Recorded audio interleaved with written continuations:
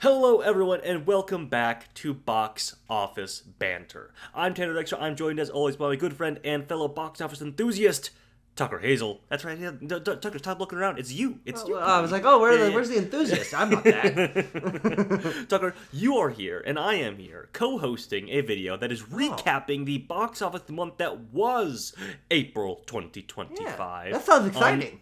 It was very exciting, wasn't it? It's very exciting month at the box office. And honestly, Tucker, it was. I mean, Yes. we just our last video in this series was about March was the month from box office hell, Yeah. and Tucker, we have been you did resurrected, talk about that. Yeah. much like our good Lord and Savior Jesus Christ, Oh, I was gonna say chicken resurrected jockey. from the depths of. Oh. Well, you ask the average 11-year-old who's more important in their life, and they're probably going to tell you chicken jockey. Absolutely. Folks, Culturally, for the last month, it's definitely been chicken jockey. Yeah, folks, before we get into all the chicken jockeys and sinners and other films that this month had to offer, I want to remind you to, of course, subscribe to Backlot Banter if you are not already. We do recaps like this every month, in addition to deep analyses of films, quick new reviews of new releases, and things of that nature. Just general movie loving stuff. If Sometimes you love not that quick. I mean, both Sinners and Thunderbolts both went like 50 minutes, which is good. Well, I mean, we had a lot to talk about with those movies. Those fall under the deep analyses camp, I would say. That's a good But, point, so does Quest. But you know all of this if you were subscribed to Backlot Banter or a member of our Discord server, the link to which is in the description. There you can talk about movies and video games and music and comics and cooking and working out and all these things that you love doing. All your hobbies, we have a channel for each and every one of them on our Reddit. On our Discord. Yeah, is that why you said sub on accident? You just thought I think we were a Reddit? Yeah, I have a Tanner, Reddit we tab are not open. Reddit. We are not Reddit. We are not. I have a Reddit tab open here for research purposes, Last but time I don't checked. you worry. Don't you All worry. right, that's Okay. suspicious. Actually, I mean, you don't do that very often. How often do you use Reddit? You don't You're not a gigantic Reddit user. I am not a Redditor in the slightest, but it is Sometimes a drastic time call for drastic measures. Sometimes I'll just dip a toe in if I need to find God! a little something. Reddit. Exactly. Pretty scary stuff. Okay, Tucker, let's look at the top 10 domestic openings of the month of April Tanner, 2025. Yeah. we did it. A big movie came out this year, and it is a Minecraft movie. Tanner? Oh, Yes. wait, do you have a cloth somewhere? It Why? looks like there's egg all over you, face. Oh, you no, nincompoop. This no. guy, this character, didn't put a Oh. Minecraft movie in his top 10 highest grossing movies of the year predictions. And No, I didn't. He had a full breakfast of scrambled eggs when he woke up to a over $150 million domestic opening for this film. Hey, you know what, Tucker? The movies are back in the big way. Maybe it will still fall out of the top 10 for the year. I don't know, that'd be Tanner. You know what? I hope you're right. Yeah, hey, there you go. Movies it's are back not in a gonna big way. It's not going to happen. No, $162 million for a Minecraft movie. Its domestic opening weekend, followed by Sinners at a respectable $48 million. The, I believe, highest opening for a original film of the 2020s. Correct. And then, gotta be the highest opening for a re-release in a long time. Star Tucker, Wars. this is my Reddit tab. Shit. Okay. Number 3 biggest re-release opening of all time. Of all time. I said of the decade. Oh, the decade. Well, certainly then, yes. Yeah. What are the other two? I mean, there was a re-release of The Lion King in like the 2000s. Not one of them. Lion King 2011 made $30 million opening weekend, and then number 1 is the 1997 in preparation for the 20th anniversary of A New Hope. Made $35 million in 97, which is a lot more now. Yeah. Cool. And then we also have The Accountant 2 at $24 million. The King of Kings at $19 million. The Amateur Warfare Until Dawn drop. And The Chosen Last Supper Season 5 closing out our top 10. Yes, that's right. That's right. We got a lot to talk about. Tanner, get out your shovel. Let's dig in. All right, let's dig in. Because Minecraft joke. That's true. Well, shouldn't it be our pickaxes then? There's shovels in Minecraft. There's a lot of dirt in Minecraft, Tanner. There's a lot and of sand dirt and gravel in and soul sand and other miscellaneous. cobblestone. Our top 10, our predictions for what the top 5 openings of the month were going to be. Here they are. We both said Minecraft number 1 because, hey, at least in that area, we're not both stupid, I would say. Then number 2, we had Sinners, Go Us. None of us did have Revenge of the Sith on here. No, we didn't, I honestly just... Here's the truth. and this is Yeah. very much me projecting bias, as is not having King of Kings. Yeah. I do not like Revenge of the Sith at all. It's one of my least favorite movies. It's hard for me to get through my thick skull that other people do care about that movie. Tucker. And I mean, the number we're just coming hot off the presses of May the 4th, and everyone posts their Star Wars rankings every single year, and the number keeps going of people, up. Tanner, the number of people. when we're on our deathbed, it's going to be in the number one slot for most people we know. Well, the prequel apologist just took a big hit because J.D. Vance came out as a prequel apologist. So Came out as a prequel apologist. That's a crazy way to phrase that. Wow. You know what? So Tucker, He you had and a busy I, month. He killed the Pope. he had a real busy month. You and I, as prequel haters, are vindicated for that, I would say. And then we both had The Accountant 2 at number 4. You had Drop at number 5. I had The Amateur at number 5, and then I had Kings of Kings at number 3. Yeah, so you win because you got King of Kings, and I I'll severely take that. overestimated Warfare. I mean, I was really factoring in another Civil War situation, but just didn't happen. I'm not exactly sure why, but We'll talk get about to it. when we get to that I have some slide. thoughts. Yeah. But we also want to look at the cinema scores and Rotten Tomatoes for this month. Nice widespread. Nothing overlapping here, but we got some movies that were really widely beloved in Sinners, Warfare, and Drop. The Accountant 2, very solid scores there. And then Until Dawn, a Minecraft movie, and Amateur down at the bottom. Yeah. The But, Amateur, of I course, believe, still at 60%, which is riding that line right between being fresh and rotten. It's right on the line. Sure. Okay. Yeah. But of course, Until Dawn has no saving factors, being rotten and a low cinema score, and not doing well, particularly well at the box office, or like super strong. Drop might have a B, but it's actually got a certified fresh score. Very and good a cinema Minecraft score. movie might be rotten, but it is one of the biggest movies of all time. So Yes, that's true. then you got true. Until Dawn there with like no redeeming factors. Yeah, neither the audience nor the critics enjoyed that one, but I thought it was fine. Tucker, I thought In it was fact, fine too. What does that count for? Exactly. Well, we will have our scores at the bottom of Yes. each of these little slides, our composite Yes. scores for each film. So, starting, of course, where the month kicked off, the film that saved the box office, Tucker, a Minecraft movie released on April 4th, 2025. Mark it down in the history books because it was the biggest opening weekend for a video game adaptation of all time. Yes, and we're kind of lapping ourselves because just a few years ago we had the release of Super Mario Brothers movie, which was handily the biggest opening weekend for a video game adaptation of all time. Yes. And I think there's a chance that in 1 year's time, when Super Mario Brothers movie 2 releases in theaters, it's gonna beat this. Yeah. Asterisk as well. It's Super Mario Bros. Is still the biggest if you count its 4-day. Oh, that's right. It opened over Easter, but not by a lot. I mean, this opened to 162. Insanely high opening, way above where projections were. Oh yeah. And Tanner, you see, I brought back the little projections. I saw that. Now, I appreciate that. I spent Tucker. a little time today because I was like, man, it's been a while since we did that. And I just kept going back month by month to see the last time we did it. When was the last time? It's been like 5 months since we did it. Like, we just keep forgetting. But Yeah. I like having it there because it also gives us a sense of how opening word of mouth and opening weekend word of mouth particularly. Yeah. And Absolutely. audience hunger that aren't particularly the people that are pre-purchasing tickets. A Minecraft movie had, on a already high $80 to $100 million opening projection, it doubled the low end of that. It like did. This is It a did. massive step forward than It is even a- the highest projections. It Which is would have already been perhaps great. one of the greatest discrepancies I've seen Sure. between projections and the actual $16 million, outcome. yeah. Yeah. And on a budget of $150 million, which this is a full-on Warner Brothers massive production. Yes. It has already made $873 million worldwide, handily making its budget back many times over, and it's not done. It's still sticking around. It's at encroaching on $1 billion for sure. We'll see if it gets there. It's going to stick around for a long time though, because this is the family movie, and those have pretty good legs in terms of repeat viewing and sticking around for a while, having a good tail.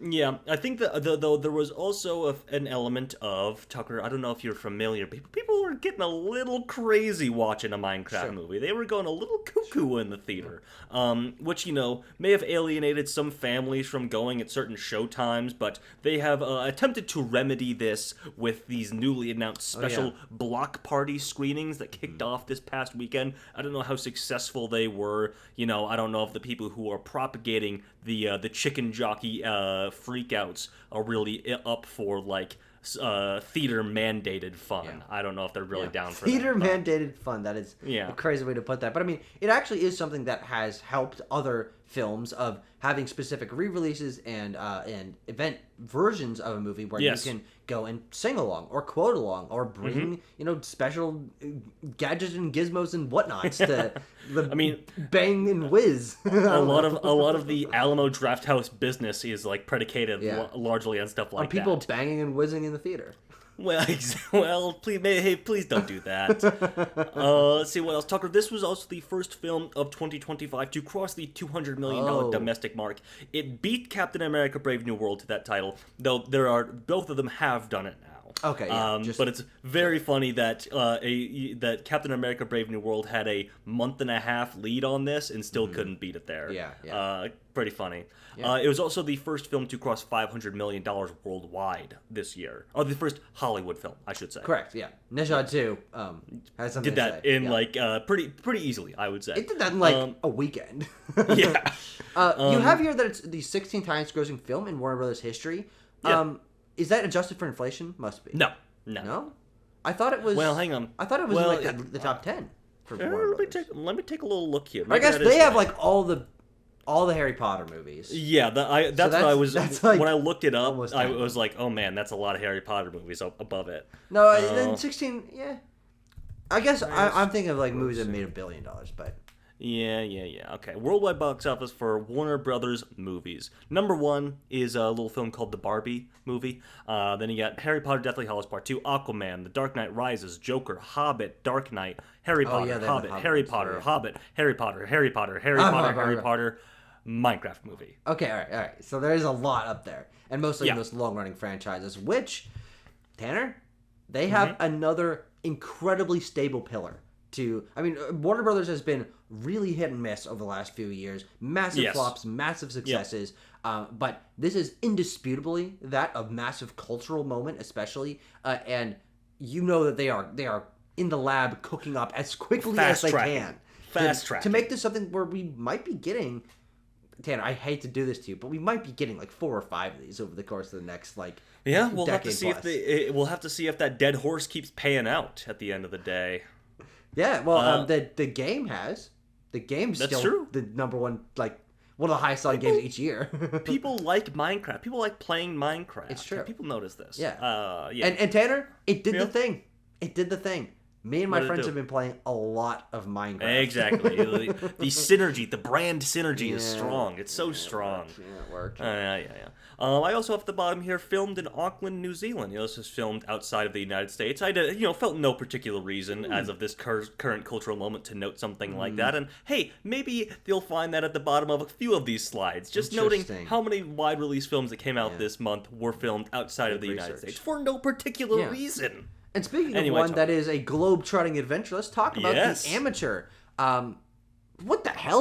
Almost $90 million? People gave almost $100 million to this movie? Yes, it's doing very well overseas, actually, as you can see. Sure, yeah. It's made about $36 million, about $37 million in the U.S., but $50 million and counting overseas. People are really digging this, this globetrotting CIA spy adventure. Is Rami Malek maybe more of a desirable face overseas? It's interesting that he's the lead of this. He's not exactly a movie star here in the States. Yeah.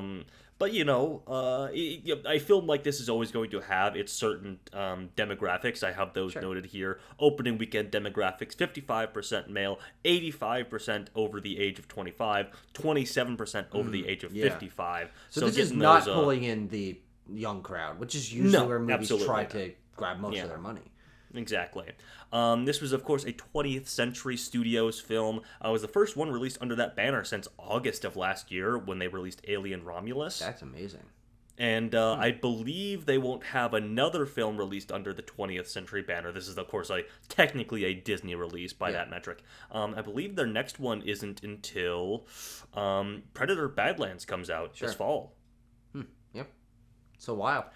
It's a while. It's a while. This is also, adapted from a book, of course. I was shocked to find this up. It was initially announced back in 2006 that this would be getting a film adaptation when Hugh Jackman was announced to be starring in it. Now, Tanner? Yes? That movie would have made $400 million. Yeah, I mean, this is Hugh Jackman. The 2008 fucking Hugh Jackman version of this movie. Yes, Not only do I think that would be more interesting, because I think Hugh Jackman is a much more charismatic and interesting lead. Rami Malek, I think, felt kind of flat to me when I saw the movie. He has that impression, yes. Yeah. And also just for that time, you think about the sort of Bourne era, like aughts Mission Impossible, like you 2000s Jackman is at the peak of Wolverine, sort of situation. Yeah. You're right, yeah. Just after X2, yeah. Exactly. That would have been big. And now this is it's decently big. I think that this is actually one though that will have very good staying power on VOD and on streaming. Oh, it's a VOD classic. Yeah, and it'll stick around. It'll show on cable. It'll show up. Yeah. And dads and grandpas around the country will sit down and go, oh. Yeah, that 55 plus age range, they're gonna rent and re-rent this thing on VOD. This movie is going to generate so many naps for the elderly population. It is a real nap generator in the theater too. I can tell you that much. And yeah, this one was filmed generate one for my dad. Let me tell you. This one was filmed largely in London as well. Productivity is going to go way up. People are like, why is everyone getting so much sleep? Why is the 50 plus male population so rested recently? It's because the amateur hit VOD, everyone. That's what you got to watch out for. Okay, now we're going to switch over to a young person's film because this one's all about the phone. This one's all about the memes that are being airdropped to your phone. This is, of course, Drop from director Christopher Landon. This is a Blumhouse and Universal production here on a budget of $11 million. It's made 27 so far. Very modestly budgeted.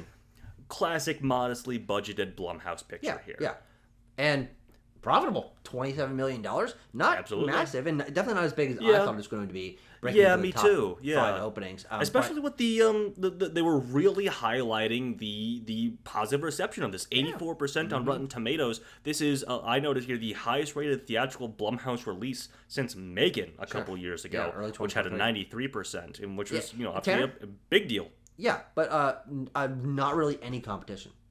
Yeah. Late 2023 and 2024 for Blumhouse movies was dire, dude. I noted theatrical because Totally Killer from 2023 has a higher Rotten Tomatoes than this. Yeah, I forget they do streaming movies, which is, I guess people watch streaming horror movies. They don't. Exactly. They do. I definitely thought this was going to be a bigger deal just based on they were really pushing like, guys, this is a good one actually. This is a good one. Like it seems compelling just from a concept standpoint. Sure. But it opened to $7.3 million. I think also I agree that the what the fuck am I trying to say? The concept. Yeah, I was like compost in there somewhere. I mean, this movie's got a great compost if you think about it. The concept, I think, is unique at least. But whenever I told people I was going to see this, they kind of laughed. They're like, "Oh, that's the one where like memes are airdropped." So like, it didn't really get it didn't grab too much reception there. I think the marketing hurt it ultimately, which is really why they tried to lean on the. It's good actually. The it's good actually factor. They had some premieres. I also know that this was a across the country an early screening thing where they try to push out that word of mouth of people going to see it, but didn't fully work out for them. But as we say every time one of these comes along, like modestly budgeted, it made its money back. Yeah, and then some. This is some. They made millions and millions and millions of dollars on this, and that is what we need to start praising, right? Is like, okay, this isn't a massive cultural hit, but they knew how to budget this and how to market it to a particular audience to where they made their money back and then some in the theatrical market, which is pretty rare these days. And so I commend that. I would love to see 4 $11 million movies released a week that only make $27 million, but that means everyone's making money and everyone gets to see more movies. Yeah, absolutely. I noted some other things here. Christopher Landon was attached to the project after he left Scream 7 about a year ago, a little over a year ago. And this one got rolling pretty quickly because it started filming in, I believe, April of 2024. Sure. Just a couple months later after he was attached, got rolling, filming in Ireland, of course. And then it was also just released on VOD last week on April 29th. Okay. So I don't know if it'll have as much of a life as something like The Amateur on there. No. But, once this hits, Netflix or something like that come this summer or fall, I think maybe it'll have a bit of a life there. Especially with people our age. People our age looking at it, as you already said, like, oh yeah, the movie that's about like dumb memes being airdropped, scary memes or whatever. Yeah, and then they watch it like, oh wait, it's kind of good actually. So it's a good movie. Yeah, it's certainly one of our higher rated movies of the month because it is. The same day also released Warfare from A24, director Alex Garland, co-directing with Ray Mendoza, and this again modestly budgeted $20 million, one of the bigger budgets for a A24 film, but.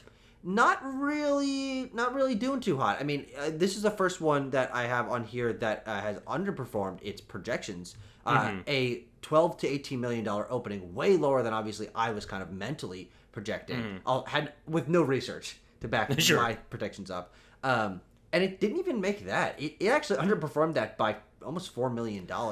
Yeah, no, it's pretty interesting. I was in scouring the web for some little tidbits to note here. I gotta give a shouts out to whoever does the box office recaps over at Deadline, because they always shout this out. It's a consistent point they make, is that these studios with these modestly small budget films, they oftentimes match their advertising spend to that budget. They don't really outspend on marketing the production budget, which you can do if you want a big hit, and you should do if you want a big hit, instead of just like a, fine kind of thing. It was made for 20, it's doing 28 right now. A little bit underwhelming, of course, but people really like this. It has a 92% on Rotten Tomatoes, a 7.8 on IMDb. We were definitely in the minority, not really liking it.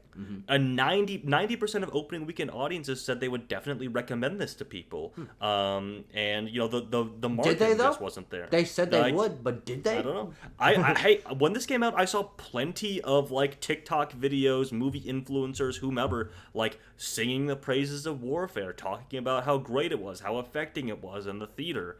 But I guess it just didn't pan out. Particularly that opening weekend is what your marketing is really predicated upon. Yeah. Other things at the bottom here. Yep. Social media impressions trailed about 20% behind Civil War. How do you even like study that? I don't understand. There's always this website, or this not this website. It's a data aggregator called Relish Mix, and they sort of analyze the engagement based off your followers and everything like that. I think it also just has to do with they use Civil War as a comparison point there. Civil War was a bit of a hot topic sort of film, was meant to stir up a little bit of discourse around things, putting a finger on the hot button issues of politics in the United States. Warfare was just more of a straight up like war movie kind of thing. So I think it wasn't getting as many people tapping in with their opinions on how dare they make this movie, blah blah blah blah blah, that kind of thing, or like this movie is so right, this is exactly what it's like kind of thing. So I think that probably has a bit to do with it. But they tried to make up for it. They did plenty of like viral, getting the TikTok boyfriends out there. They're smooching each other. They're answering your most Googled questions on Jubilee or whatever the fuck, whoever does those. Well, that's what's interesting about this movie is, and no shade to any of the actors in the movie. I think they all did a perfectly serviceable job. Though I don't think they were given a ton to work with, just in the script of the film. But it's interesting that there honest to God is a mismatch between the actors that you have in the movie and the target demographic of the genre and topic of the film. Yes. Is the group of actors that are in this movie are the hot up and coming, popular with young women group of actors. And then I would be surprised if more than like 7% of this movie's audience was that group of women. Tucker, because you brought this up, I have to bring up my anecdote from seeing this in the theater. I had some downtime in between seeing Warfare and what else was I seeing that day? Drop, I think, or something. Yeah. And I saw a young girl, probably 12 to 15 years old, with her dad. Her dad had her dad take a picture of her in front of the Warfare poster before going in to see the film. Sure. I was like, damn, I guess the marketing worked at least a little bit. And then she just gets to see them go through hell. She's like, yeah, she gets to see them get their legs blown off or whatever. I don't know if that's really what was being, if that's the crowd you were trying to go for or what they wanted to see, but it did get like an A- cinema score, so people were liking this one out of the theater as well. And of course, as of the time that you're seeing this video, it has been released on video on demand as well. So if you demand there you have it, you can buy it. You can video it. Yeah. Okay, Tucker. The real big kahuna, I think. The real big kahuna that I'm excited to talk about. In some regard, yeah. Yeah, absolutely. Yes. Is, of course, Sinners. Everyone was like, okay, Minecraft, popular thing. Yeah, it made a lot of money, more than we were expecting, but sure. Sinners is everyone like, the movies are fucking back, baby. Original ideas, setting box office records, sort of unprecedented in a number of ways, and so I'm excited to talk about that here. On a budget of $90 million, it has made $236 million worldwide, and counting, mind you. It has a 98% on Rotten Tomatoes, one of the most highly reviewed films of 2025. Vastly, not vastly, but did very much outperform its projections of $30 to $40 million with a $48 million opening. And I was looking at the $90 million budget. I'm like, it doubled that now. It definitely did outgrow its projections. Absolutely. Which is definitely because this movie has amazing word of mouth. I mean, legendary word of mouth. I think craziest thing about this movie, it's setting superlatives for original films, business opening of an original film for this decade. I think the only movie in like semi-recent times that has that is higher than it is like Us is like the next one up. Like when you're going backwards, which is that's 2019, right? 2019. Yeah, so it's been a while. And then Nope is I think second down from this, and Nope is at like 30 something opening. Like I think Nope was at like 44 because during the weekend of this, everyone was like, oh, is he gonna beat Nope? Like that'd be a pretty big deal if it beat like Jordan Peele and everything like that. And it did, and then people went to go to see it more than the tracking was projecting, and then they kept going to see it, and it had amazing holds. I mean, we were just like sending the like news back and forth. We're like, can you fucking believe this? Like, let's just, for the audience, establish that when a movie opens and has a wide release, it is perfectly serviceable. In fact, it's actually excellent to have a 50% drop in weekend 2. It's like, you get most of your business on that first weekend, and, most people saw it, then they don't necessarily go to see it. If you have something between 40 and 50, you're like, damn, that's a really good hold. Absolutely. Honestly. And this one had a tenth of that. 4.8% Jesus Christ drop in its second weekend. Lord Almighty, you know what I'm saying? It's Easter weekend. Yes. So if we're looking at films that did have second weekend drops, because occasionally you'll get a film that of course expands or whatever, so technically that second weekend is bigger. But if we're looking at films that did drop in their second weekend, this is the second best ever, behind a perplexing movie, by the way. When I saw this, Puss in Boots, the one from 2011, not the one that everyone liked from a couple years ago that did really well and had a good hold. No, 2011 Puss in Boots had a 3% hold into its next weekend. But is there? I don't know how you would look this up, but like, is there any articles about like why? I don't fucking know. I was like, when did that movie? I'll look up when that movie came out actually to see if it was like a holiday or something. Sure. When was that? No, it was Tucker. This came out in like October. Yeah, so I don't know. Super weird. Anyway, we're not talking about Puss in Boots. We're talking about Sinners.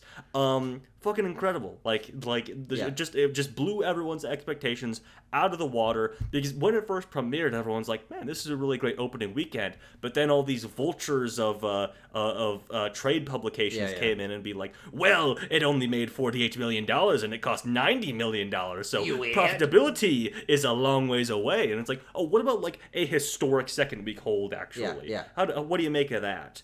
To where the profitability it's been profitable for weeks at this point. Yes. It hasn't even been out that long.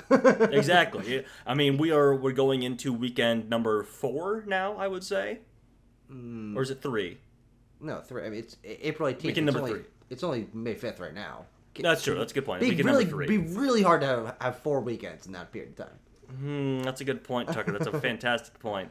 And of course, part of the reason why, at least if we can be maybe a little bit uncharitable towards the private equity company that owns all the trade publications, part of the reason why they were maybe so eager to come in and say, "Oh, this film isn't that profitable, it's not doing that well," actually, is because of a pretty unprecedented factor here, that Ryan Coogler, after 25 years, so in 2050, will retain the IP rights for his film Sinners. This is something that is very rarely done, and is only really done for high-profile directors. I know the one that was often thrown out was Quentin Tarantino for Once Upon a Time in Hollywood will retain the rights after a certain period of time. I think that is the case for most of his films, actually.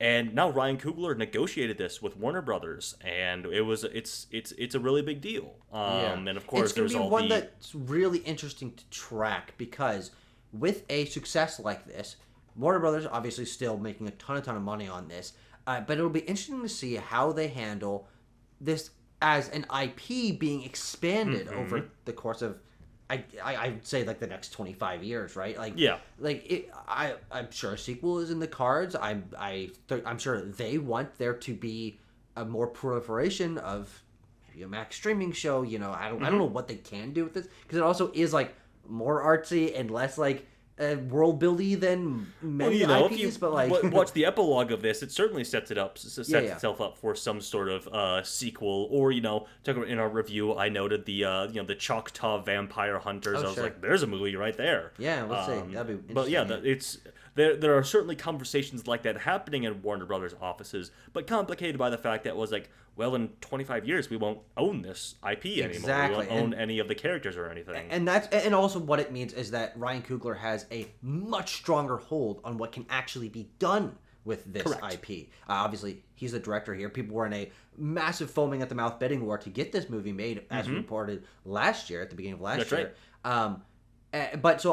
We will see continuation of this, but I'm excited that it's going to be tamped down a little bit. Like, this could easily have been a big thing, and then they just like splurge it out and like just kind of like dumb down the interest in it. But as long as Ryan Coogler maintains creative control of this and keeps the IP's proliferation to, maybe a Sinners trilogy or something like that, and then it's like, okay, all right, we're good. We don't need all the other nonsense that other IP. Good stuff. Sinners really Monopoly. Excited.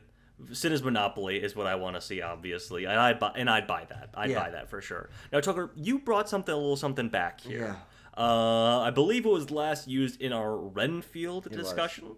But we've had a couple quite successful vampire movies come out since then. This is a little breakdown, a little bite-sized recap of vampire movie history. Yeah, so these are the biggest vampire movies over the course of the last, I guess, 20 years or more since the Coppola Dracula came out. And I just wanted to add Renfield and Nosferatu into the conversation with Sinners.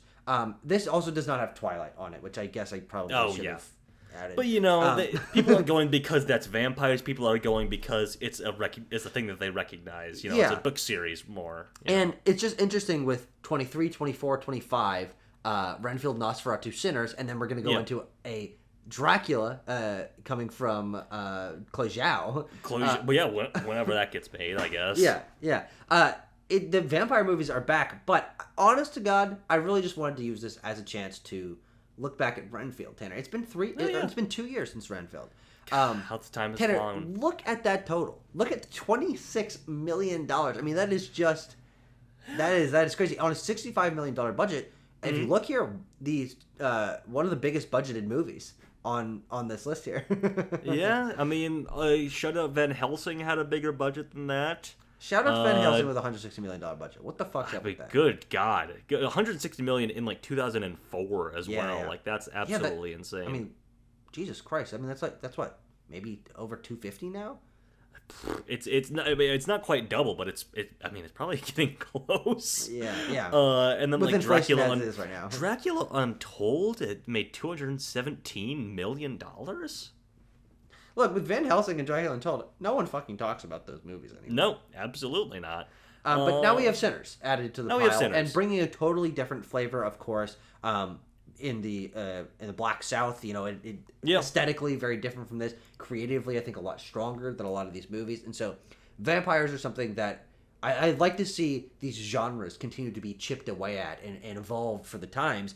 And so you see Renfield, I think, trying to evolve for the times and missing the mark. It feels more like, you know, 2015, 2016, 2017, like action comedy kind of thing. For sure. And then you put out in 2023, no one gives a fuck. But then Nosferatu, tapping into the more indie horror side of things, and now Sinners tapping into it's basically its own thing. I think it's really exciting to see. Yeah. I also just want to point out, you know, we when we were talking about original films at the beginning of our little Sinner segment, we pointed out things like, oh, Nope, you know, held the title for a while, and Us has like the pre-COVID title and things like that. I don't know. It seems like a common denominator there is talented black directors getting to helm massive budgets and, you know, create their own vision. So maybe more of that. And being willing to start new original stories, right? And absolutely, not just remake things. And frankly, Nope, Sinners, Us, those are three of the best movies of the last those movies fucking rule, man. They're awesome. So, God, Tanner, I wish that new Jordan Peele movie was coming out this year. Oh my God. No, we gotta wait till Christmas. We got him, which is kind of sort of a Jordan Peele movie in a way. Yeah. Gotta wait till Christmas next year, though. Jesus, anyway, it's so far away, man. I know, it sucks. Okay, Tucker, The Accountant 2. We Christmas is a long ways off, but we just had tax day with The Accountant.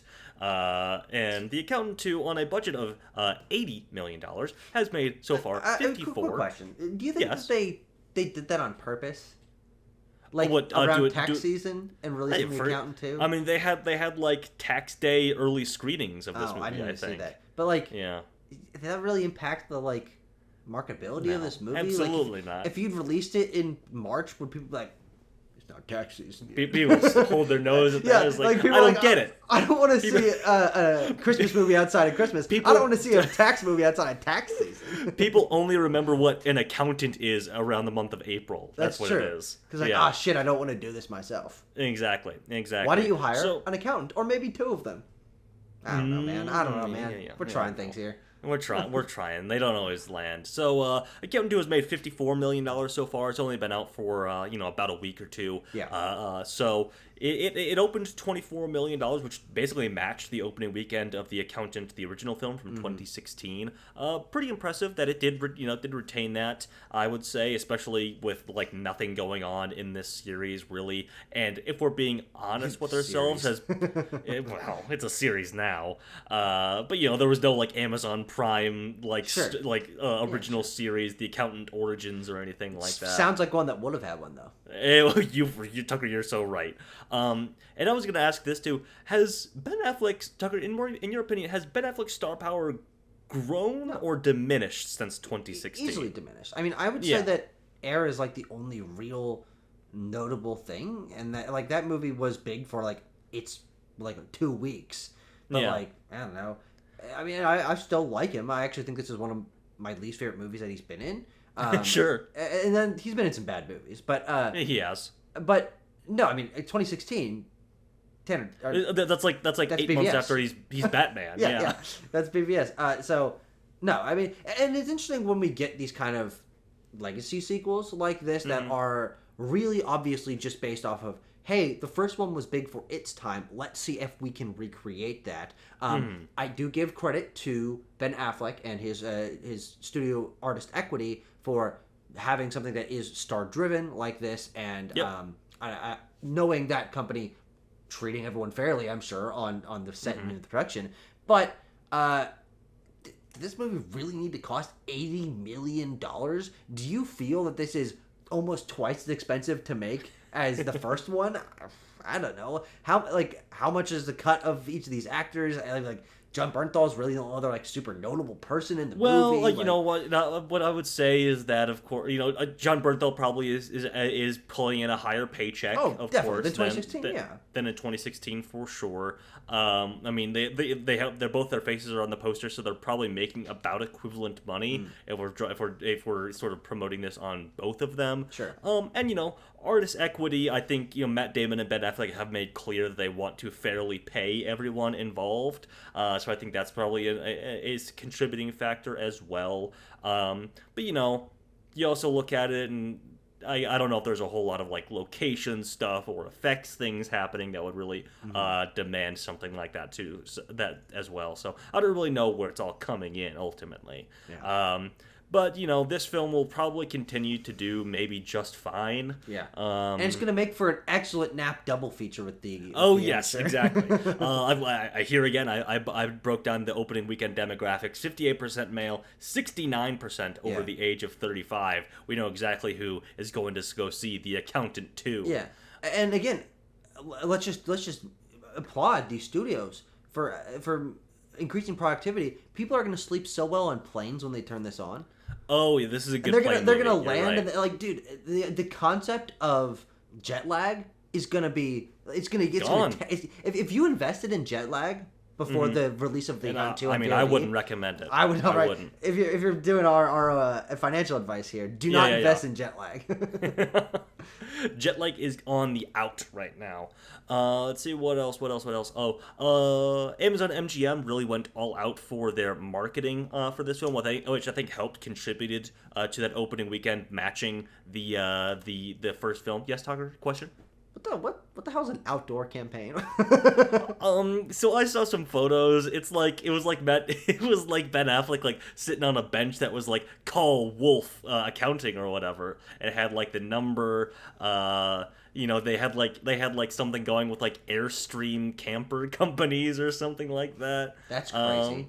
No, I mean he's probably one of the only notable Airstream trailer using characters in film history. I would tend to agree. But, also numerous accountant sweepstakes, the tax day early screenings, like I mentioned, and fucking commercials for this one were out the wazoo on like NBA, NHL, MLB, news programs. It only kind of worked. I mean, this is probably gonna. I don't know. It might get near 80 million, but it's certainly not going to double it. A big marketing campaign like that, though, Amazon production.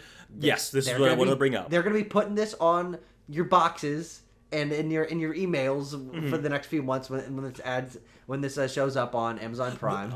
I was going to point this out as well. This is just an anecdote I read. I would maybe like to learn more about this, especially as Amazon MGM has promised to step up their film production in the coming years. But again, reading an article somewhere that that Amazon MGM is really only concerned with making back the marketing budget for these films. Oh, interesting. Because they can just like insert them into their Amazon Prime like film library, and it's just an asset for them continuing forward. Sure. For like ad revenue on streaming and things like that. So I don't really know what the thought process is there, if that's entirely accurate. I'm sure any studio likes to make a film that is profitable, but I think Amazon MGM is sort of in a unique position, sure.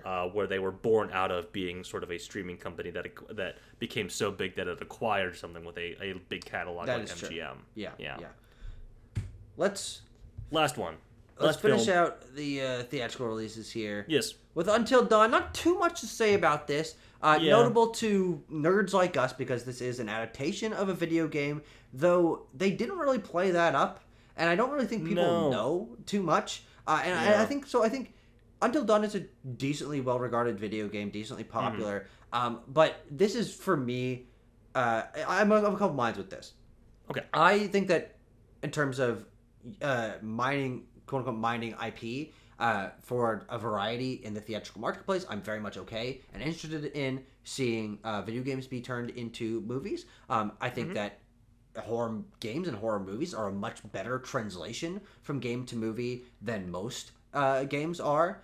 And I think they did a pretty interesting thing with this to make it different enough from the game, but I think it also does show that just because it is an adaptation doesn't mean that the market is necessarily shared. Because this barely squeaked into the prediction window on the very lowest end. Lowest prediction projection was 8 million, and it made 8,003,000. Yes. But I do have to admit then, $15 million budget. I'm surprised from Sony. You know, they're trying to make an adaptation for their game that they didn't make this a bigger thing, like a tentpole thing for them. But that was properly budgeted. It has made double its budget back, and it has only been out for like a week and a half. So this is easily profitable. But yeah, I think it's just interesting that we're now starting to get the B tier, C tier video game movies, right? It's not just like Tomb Raider, Pokemon, Uncharted, Minecraft, Mario. Like we're reaching the point where if we want to continue to get video game movie adaptations, you got to reach for something a little bit below the top tier. Yeah, this is an interesting one because a lot of what I saw in doing research for this was, when this was the word of mouth on this, it's not especially well regarded. It's got a 53% on Rotten Tomatoes, especially by people who played the game. Are like, well, this isn't anything like the game, so it's terrible. That seemed to be like the prevailing sentiment from a lot of like gamers or whatever who came at this film, which is why I wonder if they maybe steered it away and just tried to make it like a general mass appeal horror film instead of like the video game kind of thing. I don't know. It tries to walk an interesting line, but it didn't really do that.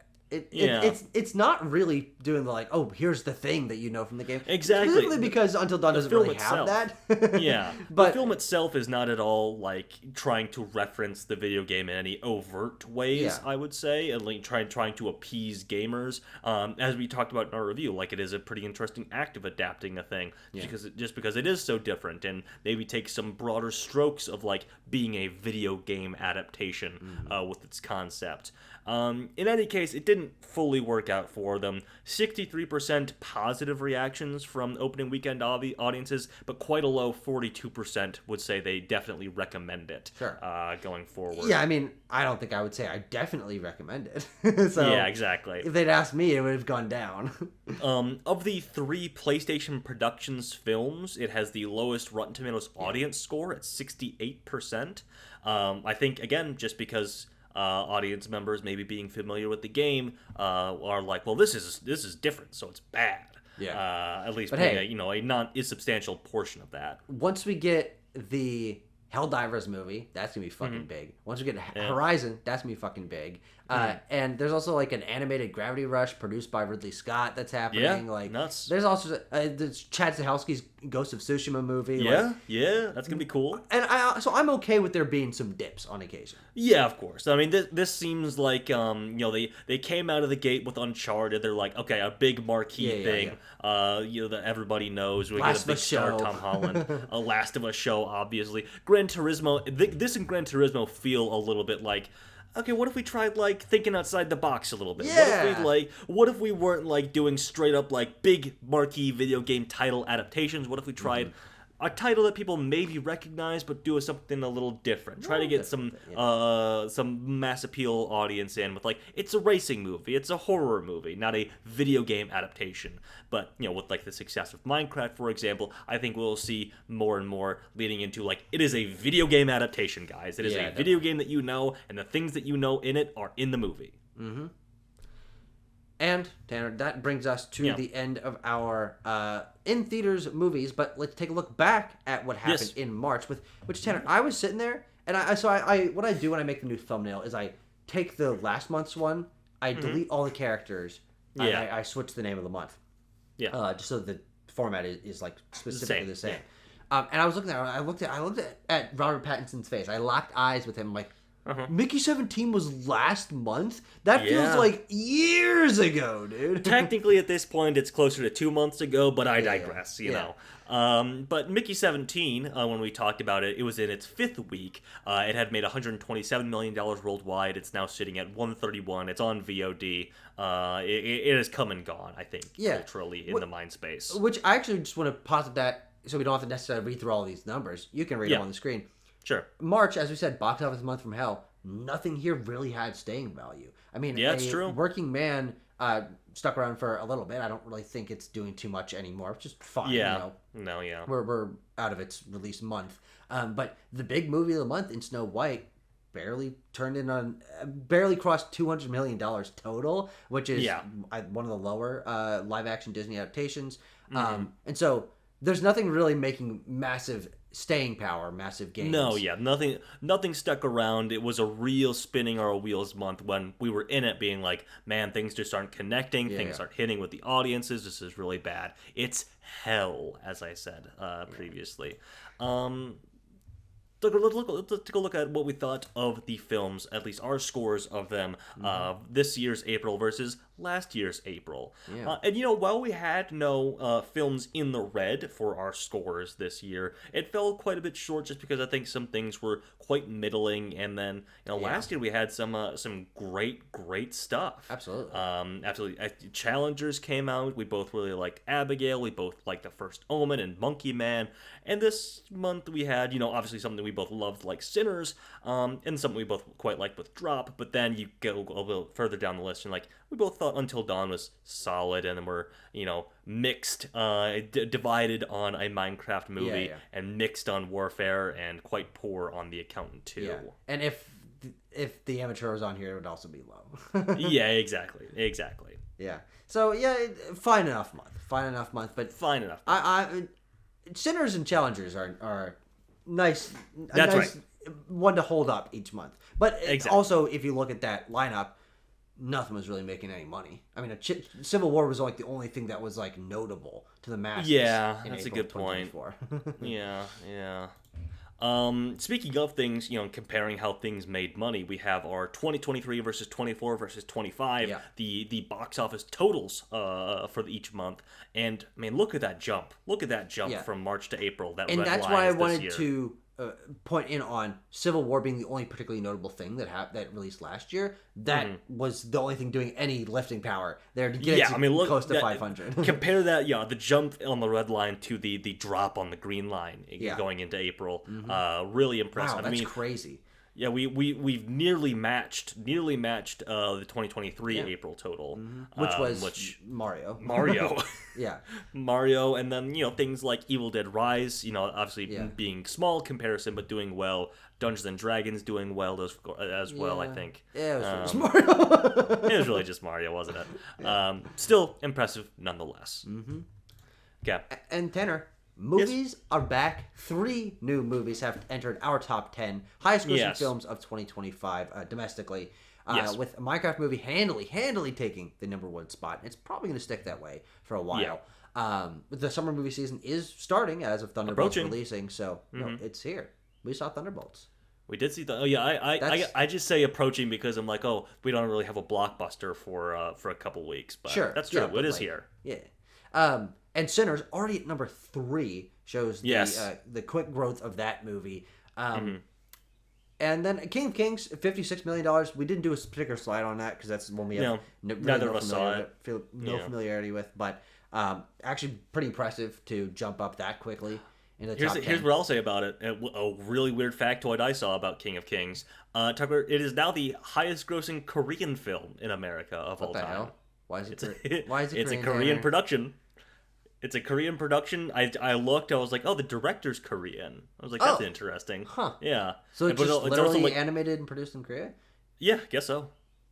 What the fuck? Really weird. Yeah, but it also has a bunch of American and British stars doing the voices. It's a strange object. That's I think. Bizarre. That's bizarre. Yeah. Right. My grandma saw it. Anyway. Tucker, big old headlines of the month. Number one headline was, of course, that my grandma saw King of Kings. Number two headline was that the Academy will introduce a Best Stunts award at the 2027 Oscars. Hashtag about time. Sure. Yeah, That's different than a different movie. Yeah, I know. We're adding all sorts of awards at the Oscars though, and I'm excited about it. Best casting is going into effect this coming year. Damn, what if they don't show the winner of stunts on stage? Like, what if they just like hand it out? You know? No, I don't. I mean, I think I hopefully we've left that era of the Academy in the past too. Fingers crossed. Which one would you rather have? A Stunts casting or category? stunts? No, stunts category, and it isn't presented on stage, or no stunts category. Oh shit. I mean, Monkey's paw curls. not presented on the telecast is like almost an insult. I feel, but it's also being recognized in the halls of movie history. Yeah. So yeah, I guess I'd rather have it and not see it. I suppose. Okay. Ari Aster's Eddington, Tucker, releases on July 18th after a Cannes Film Festival premiere. I saw that this film is apparently 2 hours and 25 minutes long. So hey, how about that? Well, I thought. Yeah, I know it's a lot. It's a whole heck of a lot. Whole heck of a lot of Eddington going down. Ryan Gosling will star in Sean Levy's Star Wars Starfighter, which is going to release May of 2027. Tanner, it doesn't feel real that we're about to start getting yearly Star Wars movies again. I know what you mean. It doesn't. I know exactly what you mean. It doesn't feel right. We've literally spent more than half a decade, being like, I don't know what they're gonna do with this. They're like, we got 10 trilogies in the works, and we're like, nope, no, you fucking don't. Don't lie. Stop lying. I mean, I think it's clear that they also are a little bit tepid about like, I don't know if we're not gonna do like an episode 10 or whatever. What are we really gonna come back with? And the answer is Mandalorian and Grogu and Star Wars Starfighter. We'll see what happens. Which I guess is an interesting prospect for both of these, if we can do a little Star Wars talk on the side here, because it's making a movie out of their biggest Disney Plus series, their most iconic character to come out of the Disney Plus Star Wars era, and then of course getting a big movie star to headline your Star Wars movie, which has not really happened ever. That's a good point. Yeah, it's not like Daisy Ridley was a box office draw. No, that's the thing about Star Wars is you usually cast relatively unknowns, and it did push, especially obviously all the cast of the original trilogy, but Adam Driver to be a big star, popular motherfucker. Oscar Isaac got a big boost from that. I'm not gonna say too much about Daisy Ridley and John Boyega. There's also a bit of a curse with that. You look at like, what was like Mark Hamill's career like after Star Wars? What was Carrie Fisher's career like after Star Wars? For Mark Hamill, voice acting. Yeah, but no, this is the first time that they're like, Ryan Gosling is a AAA movie star headlining a Star Wars film. Tanner, here's what's interesting. I don't think necessarily, maybe AAA as of like the end of this year, but Pedro Pascal is the lead of the first Star Wars movie back. So yeah, that's a good point. But I think people largely became aware of him being like, oh, he's the Mandalorian. Sure, that's a good point. Yeah, that's a good point. Yeah. Anyway, they don't remember as Maxwell Lord. I do remember him as Maxwell Lord. Tucker, I have a quick vibe check question for you. Star Wars Starfighter. What do you think of the title? Whatever, man. Like, yeah, whatever. Because we're just gonna call it Starfighter. Yeah, we're just gonna call it Starfighter. We don't call it Star Wars Rogue One or Rogue One: A Star Wars Story. Like, well, I do every single time. All the whole thing. No, you fucking don't. God. Video game adaptation, Tucker. Video game adaptation time. Let's talk about it. Video game adaptation and Sydney Sweeney time specifically. We got 2 headlines this month regarding those things. An adaptation of Outrun, the arcade like road racing film, is apparently in the works, going to be directed by Michael Bay and produced by Sydney Sweeney, presumably starring her as well. But no, there was nothing to that effect in that release. Yeah, I feel like they would have said that if it was going to happen. Yeah. I don't know. She's just a big fan of this game. I don't fucking know. But what this means, Tanner, is it's just going to be like a summer-themed racing movie if they stick to what the game is. Like that, it's just like you dodge shit on a highway. Like so, exactly. Whatever. Like, okay, it's sure. Barely a video game adaptation at that point. That's like Rampage. As a video like game Rampage. adaptation. Yeah, like, yeah. Or Tucker like a Gran Turismo, or perhaps a Need for Speed, well, where it's just Gran Turismo was about Gran Turismo though. Oh, you're right. That's a good point. I Yeah. often forget that Yeah, it's like the game is in the movie. Yeah. Anyway, but it's And also then- based on a true story. John M. Chu is going to direct a split fiction adaptation starring Sydney Sweeney. Yeah. Okay, we'll see. Sure. If you say so, John. Locking in John M. Chu and Sydney Sweeney for this is a big double hitter of currently relevant film talent. And so I think that they want this to happen. It'll be really interesting to see what production studio or distribution studio, right, starts to finance this. This is a Game Kitchen. I think this and Outrun are both Game Kitchen projects in some way. Sure. And they also announced that there's going to be an Expedition 33 movie. But Game Kitchen is just...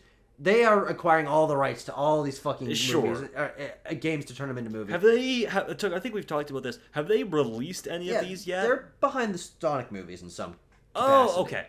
Yeah. Though it's not like they have like a logo that shows up at the front of the fucking thing. Tucker, can you also give me a quick like 2-sentence what is Split Fiction about? Like, is this going to be like a rated R thing? Is this going to be like a family movie? No, it's a family adventure movie. It's two women basically just travel through science fiction realities and fantasy realities. It's just a big fucking action movie. Yeah. Okay. Right on. And it's gonna have both science fiction and fantasy, so it'll be kind of aesthetically interesting. I see. Okay. And I guess we'll see who they have playing opposite Sydney Sweeney. Yeah. Sure. Nicholas Winding Refn, the sort of a tourist filmmaker that he is, has announced his new film. It's going to be titled Her Private Hell. It's going to be starring Sophie Thatcher and Charles Melton, and a few other people were announced as well. Exciting cast for this. Interesting stuff here. Just thought it was neat to point that out.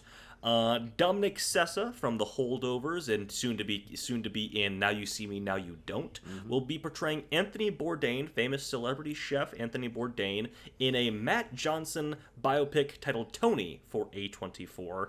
I think this was a like internet casting that was going around like last year or maybe around the time The Holdovers came out. People were like, Dominic Sessa kind of looks like Anthony Bourdain, and so they just hopped on that. I think. Sure, why not? Yeah.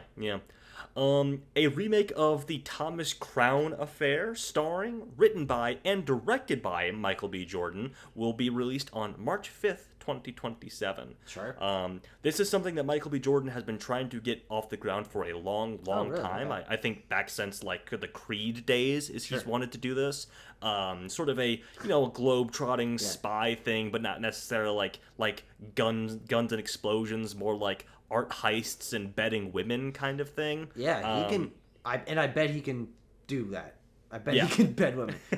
No, but it's obvious that this being pushed forward in terms of movement's going to happen on this. We have a release date locked in.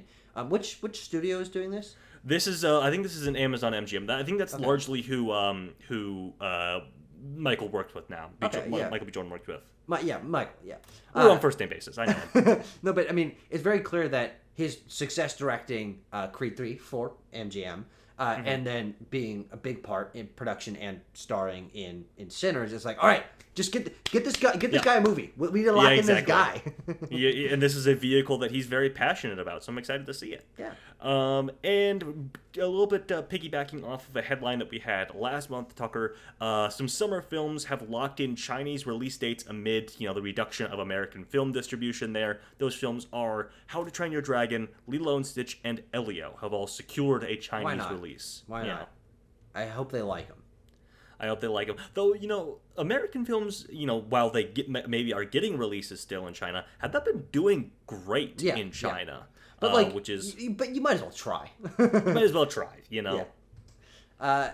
Final element of today's show is going to be taking a look at the next month of movies, or the current month, which has Thunderbolts, Friendship, Friends Destination, Bloodlines, Mission Impossible, The Final Reckoning, Karate Kid Legends, The Surfer, Fight or Flight, Hurry Up Tomorrow, Lilo and Stitch, and Bring Her Back. A nice, diverse snacking here of movies. Smattering indie films, big old blockbusters, things right down the middle, horror films, thrillers, family legacy stuff, sequels, the like.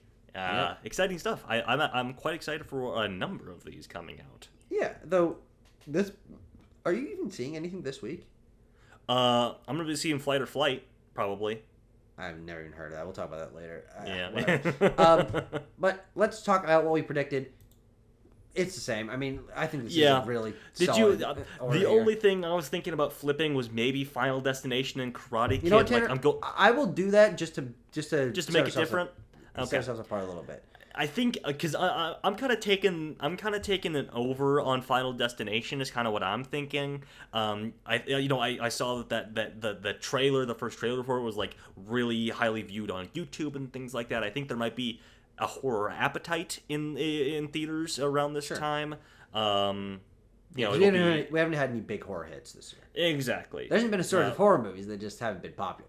Well, Sinners is a horror movie in a certain fashion. It'll be like a month after Sinners, and I think people are maybe gonna be in the mood for something light and dumb and summer fun, like a Final Destination movie. Like a Final Destination movie. Yeah. Well, you know what I mean. Not like you know what I mean. But Lilo and hang on, let me pull up my numbers, Tucker. Here, let me pull up my numbers.